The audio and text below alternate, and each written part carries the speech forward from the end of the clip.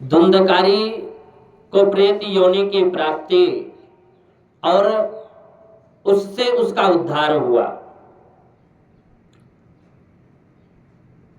सूत जी महाराज कहते हैं शौनक जी से कि पितर्युपरते तेना जननी ताड़िता भृशं क्ववित्तं तिष्ठति ब्रूहि हनिष्ये लत्तया न चेत। शौनक जी, पिता के जाने के बाद एक दिन धुंधकारी ने जननी ताड़िता भृशं अपनी मां को पकड़ा, पीटा और कहता है कि ला वो धन कहाँ है, वो धन कहाँ है जो छिपा करके रखी है, दे दे नहीं तो जलती हुई लकड़ी से खबर लूंगा। क्ववित्तम तिष्ठति ब्रूहि, जहां रखी है वहां से दे दे, नहीं तो हनिष्ये लत्तया न चेत, तुझे लकड़ी जलती लकड़ी से मारूंगा। उसकी इस धमकी से डर करके, पुत्र के उपद्रव से दुखी हो करके पिता तो जंगल में चले गए, आत्मदेव ब्राह्मण, और माता धुंधली देवी डर के कारण इति तत्वाक्य संत्रासात्, ऐसे वाक्यों को श्रवण करके, सुन करके बहुत दुख हुआ मां को, धुंधली देवी को। और जब दुख हुआ तो वो क्या की कि रात्रि के समय कूपे पातः कृतो रात्रौ तेन सा निधनम गता, रात्रि के समय पुत्र के उपद्रव से दुखी होकर रात्रि के समय कुएं में जाकर के गिर गई और उसकी मृत्यु हो गई। तेन सा निधनम गता, निधन हो गया, खत्म हो गई, मृत्यु हो गई, मर गई। योगनिष्ठ गोकर्ण जी जो गाय के द्वारा जन्मे, गोकर्ण जी महाराज को लगा कहीं मेरा ना नंबर आ जाए, क्योंकि ये तो पिता को वन में भेज दिया, दुखी के कारण वन में चले गए, माता आत्महत्या कर ली, अब तीसरा नंबर कहीं मेरा ही ना हो जाए। तो बोले भैया हम तो जा रहे हैं तीर्थ यात्रा में। अब तीर्थ यात्रा में निकल गए गोकर्ण जी महाराज, उन्हें इन घटनाओं से कोई दुख नहीं, न दुखम न सुखम तस्या न वैरिम नापि बांधवः, न उनको दुख था न सुख था, न उनका कोई मित्र था न कोई शत्रु था। धुंधकारी 5 वैश्याओं को लेकर के घर में आ गया। धुंधकारी गृहे तिष्ठत् पंच पंड्यवभूद्भृतः, 5 गणिकाओं को लेकर के आ गया। अब घर में रखा, उनके लिए भोग सामग्री जुटाने की चिंता उसकी बुद्धि नष्ट कर दी। वह नाना प्रकार के अत्यंत क्रूर कर्म करने लगा।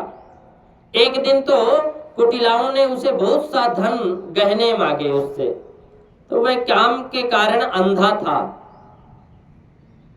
मौत की उसे कोई चिंता नहीं थी।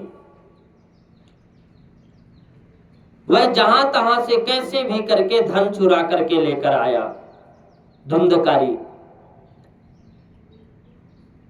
अब जब लेकर के आया तो सुंदर वस्त्र आभूषण देखकर गणिकाओं ने रख लिया, और चोरी का माल, बहुत माल देख करके रात्रि के समय स्त्रियों ने विचार किया कि यह नित्य डेली रोज चोरी करने जाता है, इसीलिए इसे किसी दिन अवश्य राजा पकड़ेगा। और राजा अगर पकड़ लिया, चौरम करोत्यसौ नित्य मतौ राजा ग्रहीष्यति, अगर राजा ने पकड़ लिया किसी दिन तो वित्तम हृत्वा पुनश्चैनम मारयिष्यन्ति निश्चितम। राजा यह सारा धन तो छीन कर रखेगा और इसे निश्चय ही प्राण दंड देगा, और जब एक दिन इसे मरना ही है तो हम इसके धन की रक्षा कर लेंगे हम लोग और इसको मार ही देते हैं।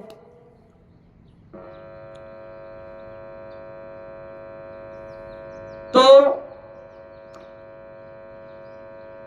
इसे मारकर इसका सारा धन लेकर के जहां कहां चली जाएंगी, ऐसा निश्चय करके उन्होंने सोए हुए धुंधकारी को मारा, रस्सियों से कस दिया, बांध दिया, उसके गले को फांसी लगाकर उसे मारने के प्रयत्न चेष्टा करने लगे। इससे जब वह जल्दी मरा नहीं तो त्वरितम न ममारातो चिंता युक्त तदा भवन, वो उसको महिलाओं को, वो स्त्रियों को चिंता हुई, सताने लगी कि ये मर क्यों नहीं रहा। तब उनमें से एक गई और तप्तांगार समूहाश्च तन्मुखे ही विविक्षिपु, एक गई और जलती हुई अंगार लेकर के, दहकते हुए अंगारे उसके मुख में डाल दिए धुंधकारी के, और जब मुख में डाले तो वह अग्नि की लपटों से बहुत छटपटा कर मर गया। उन्होंने उसके शरीर को एक गड्ढे में, एक जगह गड्ढा बना करके और फिर उसी में डाल दिए, गाड़ दिए। सच है, स्त्रियां प्रायः बड़ी दुख साहसी होती हैं। उनके इस कृत्य का किसी को भी पता नहीं चला। लोगों के पूछने पर वह कह देते थे कि हमारे प्रियतम तो पैसे के लोभ से अब की बार कहीं दूर चले गए और इसी वर्ष के अंदर लौट आएंगे। बुद्धिमान पुरुष को दुष्ट स्त्रियों का कभी विश्वास नहीं करना चाहिए। जो मूर्ख इसका विश्वास करता है उसे दुख ही सहना पड़ता है। फिर लास्ट में विश्वासो यह स्थितो मूढ़ा सा दुःखै परिभूयते, उसको कष्ट ही कष्ट मिलता है लास्ट में।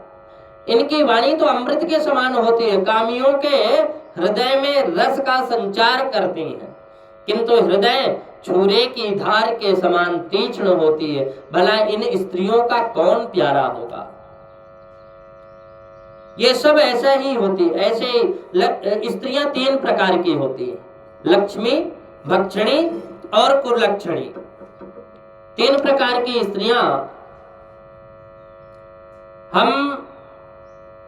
हमें भगवान ने बुद्धि दी। हमें विचार करना चाहिए कि इन तीन प्रकार की स्त्रियों में हम किसको अपना माने, किसको सही माने, किसको गलत माने। लक्ष्मी का कर्तव्य क्या है, भक्षणी का कर्तव्य क्या है और कुलक्षणी का क्रिया क्या है, कर्तव्य क्या है। इन तीनों को भगवान ने समझने के लिए इंसान को बहुत अच्छी बुद्धि दे दी। अब समझ करके चलो, उसमें भगवान क्या करेंगे, समझना तो तुम्हें ही पड़ेगा। तो ये कुटिलाएं धुंधकारी की सारी संपत्ति समेटकर वहां से चंपत हो गई, चली गई, भाग गई। उनके ऐसे ना जाने कितने पति थे और धुंधकारी अपने कुकर्मों के कारण भयंकर प्रेत बन करके पड़ा रहा, भयंकर प्रेत बन के पड़ा रहा। वह यहां तक कहते हैं कि वात्या रूप धरो नित्यम धावन 10 दिशोंतरम सीता तप परिक्लिष्टो निराहार पिपासितः। वो हमेशा निरंतर बवंडर के रूप में सर्वदा 10 दिशाओं में घूमता भटकता रहता था उसको कहीं शांति नहीं मिलती थी। भूख और प्यास से व्याकुल होने के कारण हा दैव ऐसा चिल्लाता रहता था हमेशा, परंतु उसे कहीं कोई आश्रय नहीं मिलता। कुछ काल बीतने के बाद गोकर्ण जी भी लोगों के मुख से धुंधकारी के मृत्यु का समाचार सुने। तब उन्होंने अनाथ समझ करके उन्होंने उसका गया जी में श्राद्ध तर्पण इत्यादि कर दिए। और जहां जहां वो जाते थे अनाथम तम विदित्वैव गया श्राद्धम चीकरात, जहां जहां जाते थे यस्मिन तीर्थे तो संयाति तत्र श्राद्ध, जहां भी जाते थे ना वहां हमेशा धुंधकारी का श्राद्ध करते थे। श्राद्धम वर्तयत, हमेशा श्राद्ध करते थे जहां भी जाते थे। जिस तीर्थ में जाते थे गोकर्ण जी महाराज उसी तीर्थ में उसका पिंडदान आदि करते थे। एवं भ्रमन् स गोकर्णः स्वपुरं समुपेयवान् रात्रौ ग्रहाणांगे स्वप्तु मागतो लक्षितः परैः। एक दिन क्या हुआ कि घूमते हुए भ्रमण करते हुए गोकर्ण जी महाराज घूमते घूमते रात्रि के समय वो अपने ही घर में आ गए। उन्होंने सोचा कि गांव वालों को पता चलेगा, उनकी नींद डिस्टर्ब होगी, उससे अच्छा है आंगन में सफाई करके हम सो जाते हैं, सुबह बात करेंगे। तो सोने के लिए जहां आंगन में पहुंचे वहां अपने भाई को सोता देखकर धुंधकारी ने अपना बड़ा विकट रूप धारण किया, विकट रूप धारण किया। और वह कभी तो भेड़ा बन जाए, कभी हाथी बन जाए, तो कभी भैंसा बन जाए, कभी अग्नि का रूप धारण कर ले, तो कभी कुछ भी बन जाए और फिर लास्ट में मनुष्य के आकार में प्रकट हुआ। तत्र सुप्तम सविज्ञाय धुंधकारी स्वबंधवन दिशीथे दर्शयामाश महारौद्र तरम बपु। वो रौद्र रूप धारण कर ले, बड़ा भयानक रूप धारण करता था। ये विपरीत अवस्थाएं देखकर गोकर्ण जी के मन में विचार किए गोकर्ण जी महाराज कि यह कोई दुर्गति को प्राप्त हुआ जीव है। उसने धैर्य पूर्वक पूछा। गोकर्ण जी महाराज बोले कि तू कौन है भाई? कस्त्वमुग्र तरौ रात्रौ, कस्त्वमुग्र तरौ रात्रौ कुतौ यातौ दशामिमां किं वा प्रेतः पिशाचो वा राक्षसो शीत संसना। तू कौन है और रात्रि के समय ऐसे भयानक रूप क्यों दिखा रहा है? तेरी यह दशा कैसे हुई? हमें बता तो सही, तू प्रेत है, पिशाच है अथवा कोई राक्षस है, कौन है? तो सूत जी के कहने के बाद जब सूत जी ने पूछा कि एवं पृष्ठस् तथा तेना तदा तेना रोद दो चाहिए पुनः पुनः, वो रोना प्रारंभ कर दिया। सूत जी कहते हैं कि गोकर्ण इस प्रकार बार बार जोर से रोना प्रारंभ कर दिया और बोलने की शक्ति नहीं थी, इसलिए उसने केवल संकेत मात्र करता था। असक्तो वाचनोच्चारई संज्ञा मात्रम चकारस।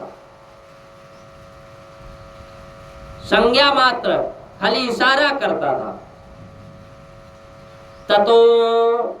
ततो आंजलो जलम कृत्वा गोकर्ण मुदैरयत। गोकर्ण जी महाराज जल लिए अंजलि में।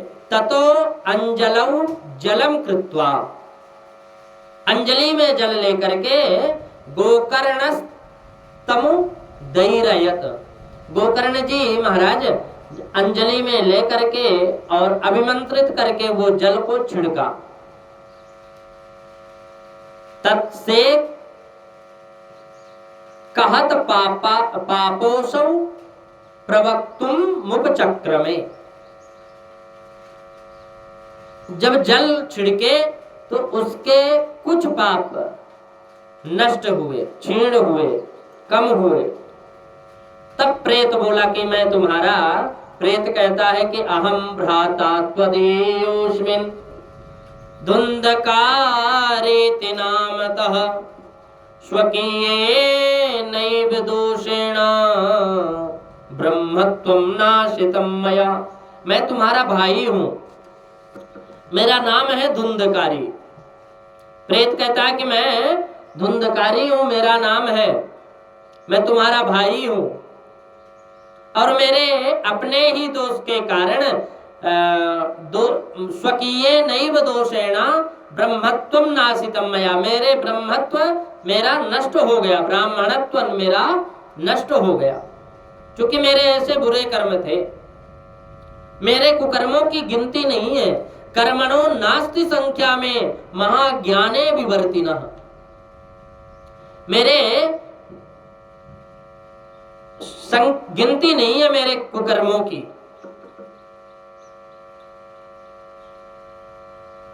मैं तो महान अज्ञान के चक्कर में काट रहा हूं, इसी से मैंने लोगों की हिंसा, बड़ी हिंसा की है।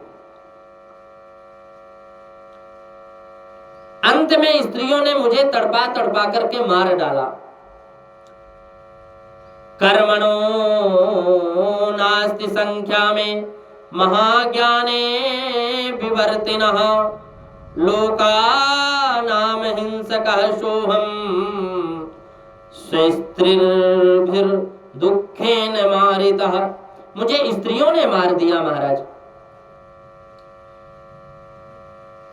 और फिर मैं प्रेत बन करके भटकना प्रारंभ कर दिया। भाई तुम दया के समुद्र हो। सुखदेव मुनि कहते हैं कि गोकर्ण से अजामिल कहता है कि ये धुंधकारी कहते हैं कि ये तो मैंने बहुत पाप किया महाराज, और मेरे पापों के कारण मैं राक्षस बन करके पड़ा हुआ। तुम बड़े दया के सागर हो। अहो बंधो कृपा सिंधो भ्रातर्मा सुमोचय गोकर्णो वचनम श्रुत्वा तस्मै वाक्यमथाब्रवीत। आप तो दया के सागर हो, अब किसी प्रकार जल्दी ही मुझे इस योनि से छुड़ा दो। गोकर्ण जी महाराज कहते हैं कि सारी बातें सुनी गोकर्ण जी महाराज, और बाद में बोले। गोकर्ण जी महाराज कहते हैं कि त्वदर्थम तु गया पिण्यो मया दत्तो विधानतः। मैंने भाई तुम्हारे मरने का जब समाचार सुना तो मैं गया में पिंडदान करके आया हूं। गया में मैंने पिंडदान करके आया हूं। और सबसे बड़ा आश्चर्य ये होता है कि तुम गया में पिंडदान के बाद भी तुम्हारा प्रेत योनि से मुक्ति नहीं हुई। तत्कथम नैव मुक्तोसी ममाश्चर्यमिदं महत्। मुझे आश्चर्य हो रहा है कि मैं इतना करने के बाद तुम्हारी मुक्ति नहीं हुई। अच्छा तुम सब बात खोल करके कहो कि मुझे अब क्या करना चाहिए। फिर प्रेतोवाच, प्रेत कहता है कि गया श्राद्ध सतेनापि मुक्तिर्मे न भविष्यति। मेरा भैया मेरी मुक्ति सैकड़ों गया के श्राद्ध करने पर भी मेरी मुक्ति नहीं हो सकती। अब तो तुम कोई अलग ही उपाय ढूंढो, क्या करना चाहिए। उपायम परम कश्चित त्वं विचार्याय सांप्रतम। तुम विचार करो और कुछ बताओ कि मुझे क्या करना चाहिए। प्रेत की बात सुनकर गोकर्ण जी महाराज को बड़ा आश्चर्य हुआ और वो कहने लगे कि यदि सैकड़ों गया श्राद्ध से भी तुम्हारी मुक्ति नहीं हुई तो अब मुझे नहीं लगता कि तुम्हारी मुक्ति होगी। तुम्हारी मुक्ति होगी मुझे नहीं लगता, लेकिन फिर भी अभी तो तुम जाओ और बाद में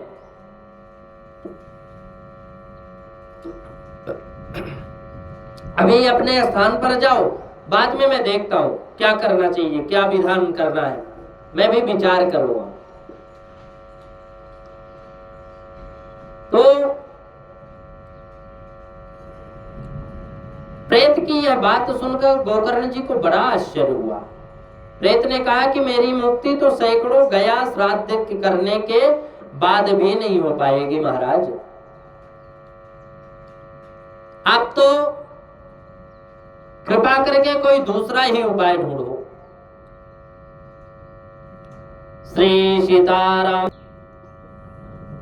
प्रातःकाल धुंधकारी वहां से अपने गोकर्ण की आज्ञा पाकर जब वो धुंधकारी चला गया अपने स्थान पर, इधर गोकर्ण जी रात भर विचार किए, कोई उपाय नहीं मिला। तब प्रातःकाल उनको आया देखकर लोग प्रेम से उनसे मिलने के लिए आए। गोकर्ण जी ने रात में जो कुछ जिस प्रकार हुआ उनके साथ में वह सब लोगों से बताना प्रारंभ कर दिया। तत्सर्वं कथितं तेन सज्जातं च यथानिशा। जो हुआ वो सब कुछ बताए। बाद में बड़े बड़े विद्वान थे, वो निश्चय किए कि चलो कुछ देखें, कहीं वेद शास्त्र में मिल जाए जो धुंधकारी की मुक्ति का कोई उपाय मिल जाए तो अच्छा रहे। लेकिन खूब उलट पलट कर शास्त्रों को देख लिए तो भी उसकी मुक्ति का कोई उपाय नहीं मिला। विद्वांश्चो योग निष्ठाश्च ज्ञानिनो ब्रह्मवादिना। खूब कोशिश कर लिए, तन मुक्ति नैव ते पश्यन्तः शास्त्र संचयान। खूब कोशिश कर लिया शास्त्रों को उलट पलट करके, लेकिन कुछ भी नहीं मिला। और जब कुछ नहीं मिला तो उन्होंने निश्चय किया कि सूर्य भगवान को हम प्रणाम करेंगे और सूर्य भगवान हम प्रार्थना करेंगे सूर्य भगवान से, तो हमें वो मार्ग बताएंगे। अब सूर्य नारायण भगवान प्रातःकाल गोकर्ण जी ने अपने तपोबल से सूर्य नारायण की गति को रोक दिया। उन्होंने स्तुति की सूर्य नारायण भगवान की। कहते हैं कि तुभ्यं नमो जगत साक्षिन् ब्रूहि मे मुक्ति हेतुकम् श्रीमद्भागवतान् मुक्ति सप्ताहं वाचनं कुरु। धुंधकारी के लिए मुक्ति का साधन बताइए। गोकर्ण जी महाराज कहते हैं कि गोकर्ण है स्तंभ चक्र स्तंभ कर दिए।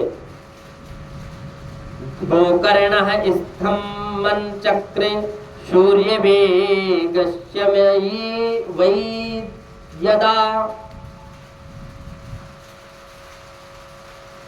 सूर्य भगवान को रोक दिए। तुभ्यं नमो जगत साक्षीन् ब्रूहि मे मुक्ति हेतुकम्। बड़े ये सूर्य नारायण भगवान को अपने तपोबल से गोकर्ण जी महाराज ने एक क्षण के लिए रोक दिया। और जब रोक दिए तो सूर्य भगवान दूर से ही स्पष्ट शब्दों में कहा इति सूर्य बच्चा सर्वैर धर्म रूपम तुम विस्तृतम। सूर्य का यह धर्ममय वचन वहां सभी ने सुना। क्या कि श्रीमद् भागवतान मुक्ति सप्ताहम वाचनम कुरु। श्रीमद् भागवत महापुराण से ही मुक्ति हो सकती है धुंधकारी की, अथवा किसी से नहीं हो सकती। तो सर्वे ब्रुवन् प्रयत्नेन कर्तव्यम सुकरम विद्वदम गोकर्णो निश्चयं कृत्वा वाचनार्थम प्रवर्तितः। सर्वे ब्रुवन् प्रयत्नेन, सभी ने यही कहा कि प्रयत्न पूर्वक यही करो जो सूर्य भगवान ने बताया। यह भी साधन बहुत सरल है। तो गोकर्ण जी महाराज निश्चय करते हैं, गोकर्णो निश्चयं कृत्वा वचनार्थम प्रवर्तितः। गोकर्ण जी महाराज निश्चय करते हैं, तदनुसार निश्चय करके कथा सुनाने के लिए तैयार होते। अब देश गांव से अनेकों लोग कथा श्रवण करने के लिए आए। बहुत से लूले लंगड़े अंधे काने सभी आए और कथा श्रवण करने लगे। कथा श्रवण किए। जब गोकर्ण जी व्यास गद्दी पर बैठे तब सब कहने लगे, जब वह प्रेत भी वहां आ गया और प्रेत आकर के ढूंढने लगा जगह। सप्रेतोपि तदाया याता स्थानम पश्यन्ति निस्ततः सप्त ग्रंथि युतम तत्र पश्य के चकमुच्छितम। देखा, प्रेत देखा कि इधर उधर कहीं जगह नहीं है मेरे बैठने के लिए। तो एक 7 गांठ का सप्त ग्रंथि का एक बांस का टुकड़ा पड़ा था जिसमें 7 गांठ थे और उस गांठ के टुकड़े में बांस का टुकड़ा था जो उसी में जाकर के छिप करके बैठ गया। क्योंकि ये तो हवा है ना, और हवा को कोई पकड़ नहीं सकता। हवा उड़ती बहुत जल्दी है, हवा को कोई नहीं पकड़ सकता। तो जा करके उस बांस की ग्रंथि में बैठ गया। श्री सीताराम जी महाराज की जय। गोकर्ण जी महाराज कथा करना प्रारंभ कर दिए और धुंधकारी बांस की उस 7 गांठ वाली लकड़ी में जाकर के छिप गया और वो कथा सुनने बैठ गया। वायु रूप होने के कारण बाहर कहीं बैठ ही नहीं सकता था। तो उसने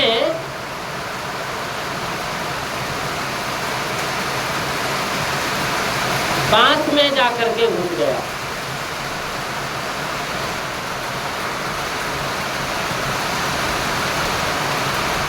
गोकर्ण जी एक वैष्णव ब्राह्मण को बैठा करके कथा श्रवण करने लगे, कथा वाचन करने लगे। गोकर्ण जी महाराज प्रथम स्कंद में स्पष्ट स्वर से कथा सुनानी प्रारंभ कर दी। अब सायंकाल जब कथा को विश्राम दिया गया उस समय एक गांठ सप्तग्रंथि में से एक गांठ वो टूट गई, चट से आवाज आई, सभी ने सुने।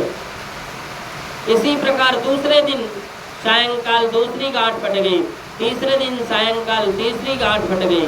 इस प्रकार 7 दिन में 7 गांठ फट गई। एवं 7 दिनश्चैव सप्तग्रंथि विभेदनम कृत्वा सद्वादश स्कंध श्रवणात् प्रेततां जहौ। इस प्रकार 7 दिनों के कथा में 7 गांठों को छोड़कर धुंधकारी 12 स्कंधों की कथा सुनने के से पवित्र होकर के बाहर प्रेत योनि से मुक्त हो गया। बोलो श्रीमद् भागवत महापुराण के जय। अब उसका मेघ समान श्याम शरीर, पीतांबर और तुलसी की मालाओं से सुशोभित था। सिर पर मनोहर मुकुट और कानों में कमनीय कुंडल झिलमिला रहे थे। उसने तुरंत अपने भाई गोकर्ण को प्रणाम करके कहा कि भाई तुमने कृपा करके मुझे प्रेत योनि से, यातनाओं से छुड़ा दिया, मुक्त करा दिया, आपकी बड़ी कृपा है। त्वयाहं मोचितो बंधु कृपया प्रेतिकस्मलात्। हे भाई, तुमने मुझे प्रेत योनि से मुक्ति करा दी, तुम्हारी बड़ी कृपा है, तुम्हें बारंबार प्रणाम करता हूँ। धन्या भागवती वार्ता प्रेत पीड़ा विनाशिनौ, सप्ताहो तथा धन्या कृष्ण लोक फलप्रदः। ये प्रेत पीड़ा का नाश करने वाली श्रीमद् भागवत महापुराण है और धन्य है यह श्री कृष्णचंद्र के धाम की प्राप्ति कराने वाली, यह इसका सप्ताह परायण भी धन्य है। सप्ताहो तथा धन्य कृष्ण लोक फलप्रदः। सप्ताह श्रीमद् भागवत सप्ताह, ये तो भगवान के श्री चरणारविंद में पहुंचाने वाली है, ये धन्य है। तो ऐसे श्रीमद् भागवत महापुराण की कथा श्रवण करने से बड़ा सा बड़ा पापी भी मोक्ष को प्राप्त हो जाता, भगवान के श्री चरणों का और भगवान के धराधाम को प्राप्त कर लेता है। बोलो श्रीमद् भागवत महापुराण के जय। विमान आया धुंधकारी के लिए, तो जब धुंधकारी के लिए विमान आया, देवता नारायण के पार्षद आए और उन्होंने कहा कि ये खाली एक ही विमान है और वो विमान अभी धुंधकारी के लिए आया।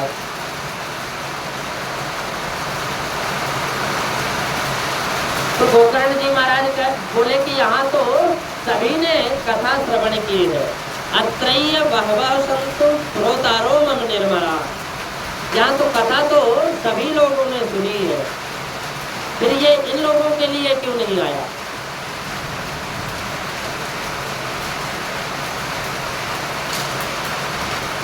भगवान के पार्षद कहते हैं कि कथा सुनने में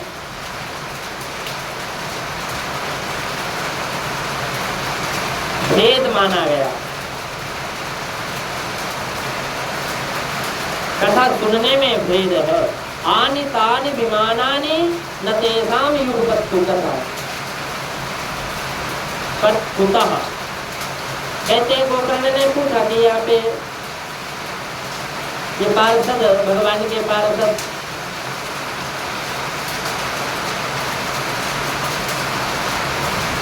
ने जवाब दिया जब कि कथा श्रवण करने का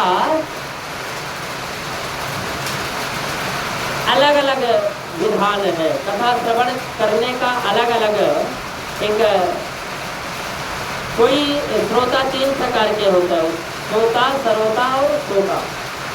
किसी ने कथा को प्राप्त किया, श्रवण किया, फिर उसका मनन किया और किसी ने एक कान से सुना, दूसरे कान से निकाल दिया, तो कोई भरोसा नहीं है। भगवान की कृपा से आज अच्छी तेज बारिश प्रारंभ है और अच्छी हरियाली अब इस आश्रम में, इस पूरे पहाड़ी में अच्छी हरियाली हो जाएगी। तो भगवान के पार्षदों ने कहा कि श्रवणस्य विभाजेन फल भेदोत्र संस्थिता। श्रवण का फल अलग अलग है, श्रवण का भेद है, श्रवण के भेद का ही फल भी अलग अलग है। श्रवणम तु कृतम सर्वैर न तथा मननम कृतम। फल भेदस्ततो जातो भजनादपि मानदः। कहते हैं कि अलग अलग इसका फल भजन करने पर भी फल में भेद होता है। इस प्रेत योनि में पड़ा हुआ ये धुंधकारी 7 दिनों तक बड़े प्रेम से कथा श्रवण किया है और ये निराहार श्रवण किया है कथा।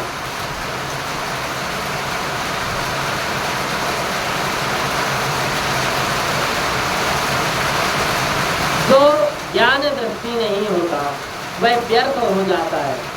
इसी प्रकार ध्यान न देने से, श्रवण का, संदेह से, मंत्र का और चित्त से इधर उधर भटकते रहने से जप का कोई फल नहीं होता।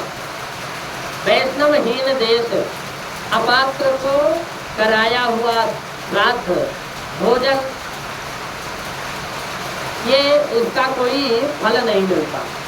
गुरुजनों में विश्वास, दीनता का भाव,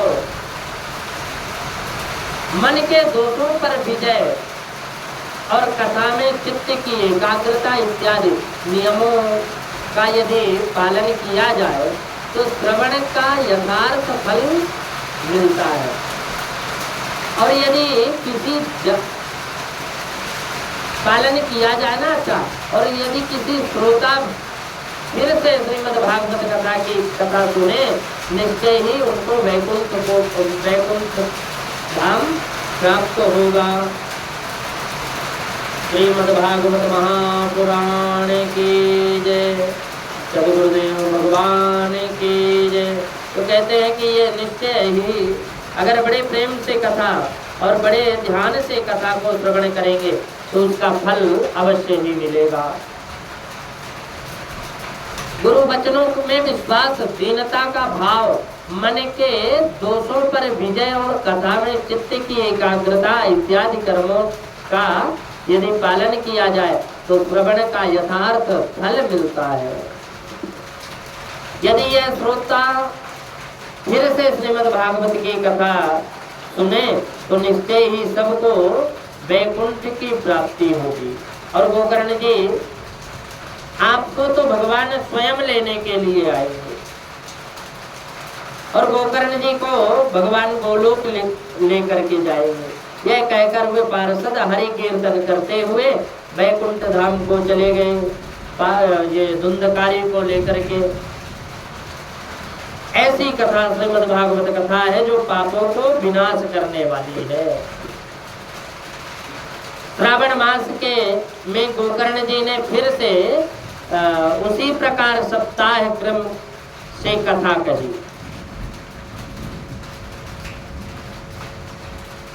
और वहां भक्तों से भरे हुए विमानों के साथ भगवान स्वयं प्रकट हुए। अब की बार खूब जय जयकार और नमस्कार की ध्वनियां होने लगी। जय शब्दा नमः शब्दा तत्र शासन बहवस्तदा। कहते हैं कि ये स्वयं भगवान हर्षित होकर अपने पांचजन्य संघ की ध्वनि करने लगे। उन्होंने गोकर्ण जी को हृदय से लगाकर अपने ही समान बना लिया।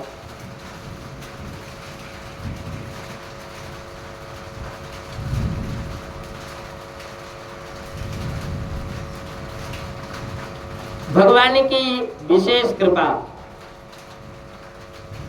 भगवान स्वयं हर्षित होकर अपने पांचजन्य वो जो संघ था उस संघ की ध्वनि निकालना प्रारंभ कर दिए। जहां योगी जन आते हैं उस भगवत धाम में वे भेज दिए। इस प्रकार भगवत वत्सल भगवान श्री कृष्ण कथा श्रवण से प्रसन्न होकर श्री गोकर्ण जी को साथ ले अपने ग्वाल वालों के प्रिय गोलोक में चले गए। बोलो श्रीमद् भागवत महापुराण की जय। कथा श्रवणतः प्रीतो निर्ययौ भक्तवत्सलः। कथा श्रवण करके सभी लोग चले गए। ऐसी मुक्ति प्रदान करने वाली श्रीमद् भागवत है। पूर्व काल में जैसे अयोध्यावासी भगवान श्री राम की कथा भगवान साकेत धाम पधारे थे, उसी प्रकार भगवान श्री कृष्ण उन सबको योग दुर्लभ गोलोक धाम लेकर के गए। वहां नारद जी को कहते हैं कि नारद जी सप्ताह यज्ञ के द्वारा कथा श्रवण करने से जैसा उज्जवल फल संचित होता है, उसके विषय में हम आपसे क्या कहें। आज रात की जिन्होंने अपने कर्णकुटी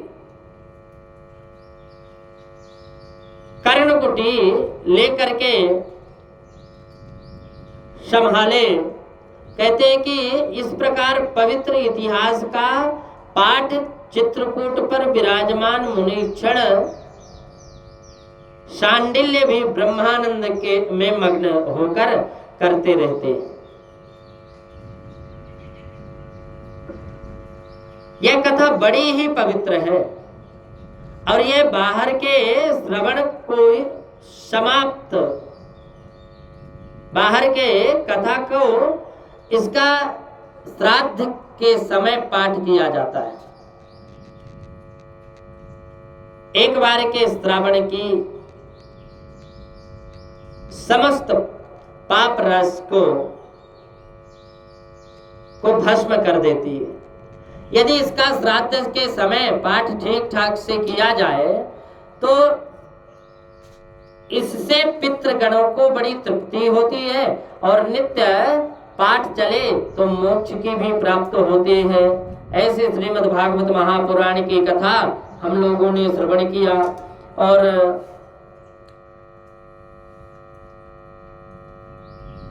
अयोध्यावासिनः पूर्वं यथा रामेण संगता तथा कृष्णेन ते नीता लोके गोलोकं योग्य दुर्लभम तत्र सूर्यस्य सोमस्य श्रद्धानां न गतिः कदा तम लोकं हि गतास्ते तु श्रीमद्भागवतामृतम्। श्रीमद्भागवत महापुराण की कथा हम लोग आज इति श्री पद्म पुराणे उत्तरखंडे श्रीमद्भागवत महात्मा तृतीय दिवसे ओम कृष्णाय वासुदेवाय हरये परमात्मने प्रणतः क्लेशनाशाय गोविंदाय नमो नमः।